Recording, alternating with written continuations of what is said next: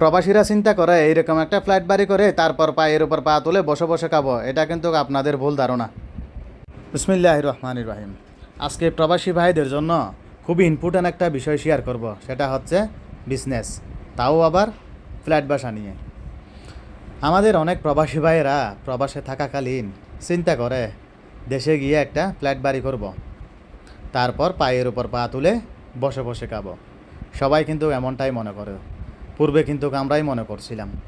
তো এই যে আমাদের ফ্ল্যাট বাড়িটা করা হয়েছে আজ থেকে 15 বছর আগে। তখনকার ফ্ল্যাট বাড়ি এখনকার ফ্ল্যাট বাড়ি আকাশ পাতাল ডিফারেন্স হয়ে গেছে। তখনকার দেশ এখনকার দেশ আকাশ পাতাল ডিফারেন্স হয়ে গেছে। এখন কথা হচ্ছে, আপনি যদি ফ্ল্যাট বাড়ি করেন আপনাকে কিন্তু উপযুক্ত মতো জায়গা কিনতে হবে, অবশ্যই টাউনে, এটা তো আপনারা ভালো করেই জানেন। তারপরে কেন আরও কয়েক কোটি টাকা আপনাকে ইনভেস্ট করতে হবে, তারপর আপনি আর্নিংয়ের চেহারাটা দেখবেন। আর এখন বর্তমান যারা ফ্ল্যাট বাড়ি করতেছে বা নিজে থাকার জন্য বাড়ি করতেছে বা মার্কেট করতেছে, তারা অলরেডি হাঁপিয়ে গেছে।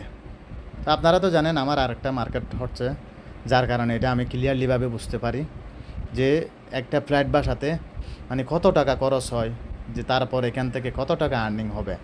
তো আমি সেই বিষয়ে বলতেছি না, আমি শুধু আপনারা না করার জন্য আমি আপনাদেরকে কিছু কথা বলতেছি।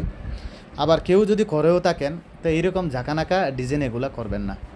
এই দেখেন এখানে গ্যাপে গ্যাপে ময়লা আবর্জনা ঢুকে গেছে, যেগুলা পরিষ্কার করা অসম্ভব। তো এখন কথা হচ্ছে, এইরকম যদি আপনারা ফ্ল্যাট বাড়ি করেন এখান থেকে কত টাকা আর্নিং হবে, সেটা পূর্বে আজ থেকে 15 বছর আগে সেটা ঠিক ছিল। সেই সময় আর আপনার এই যে যেগুলো ইনভেস্ট করছি তখন যেগুলো আর্নিং হতো, যে টাকা খরচ করার ক্ষেত্রে বা আর্নিং হওয়ার ক্ষেত্রে, বাট এখন কিন্তু আকাশ পাতাল এই যে ডিফারেন্স হয়ে গেছে, বা যেটা আকাশ কুসুম গল্প বলি আমরা আর কি। তো এইখান থেকে যে টাকাগুলো আর্নিং হয় সেই টাকায় এখন কিচ্ছু হয় না। হয়তো আপনারা মানে বলছেন যে আমি আপনারা না করার জন্য বলতেছি, এটা মোটেও না। এখন কথা হচ্ছে, এখানে আমাদের এখানে 20টা ফ্ল্যাট আছে, 4 ফ্ল্যাটে আমরা থাকি, তাহলে বাকিগুলা সব ভাড়াটিয়া। এই ভাড়াটিয়ারা মানে কী রকম যে অবস্থা করে ফ্ল্যাটের মধ্যে, যে কোনো ভাড়াটি যদি চলে যায় তারপর এখানে কিন্তু আরও অনেক টাকা খরচ করতে হয় ওই ফ্ল্যাটে। এই যে আপনার পাইপ যে নষ্ট হয়ে যায়, কমন নষ্ট হয়ে যায়, আবার পেন্ট চলে যায়, দরজাগুলা নষ্ট হয়ে যায়, দরজাগুলা বন্ধ করা যায় না, মানে এমনটাই আর কি। তারপরে আপনার ওই যে একটা দারোয়ান, অবশ্যই অবশ্যই আপনার মাস্ট একটা দারোয়ান লাগবে আপনার এইরকম যদি ফ্ল্যাট বাড়ি থাকে আর কি। তো সেই হিসাবে এখন মাসিক যে টাকাগুলো আর্নিং হয় বা যেগুলা আমাদের এই যে কস্ট লাগে সেগুলো এখন কিছুই না। এটা ধরতে গেলে একদম কিছুই না, মানে এখন আরও হয়তো এই যে কষ্ট লাগে।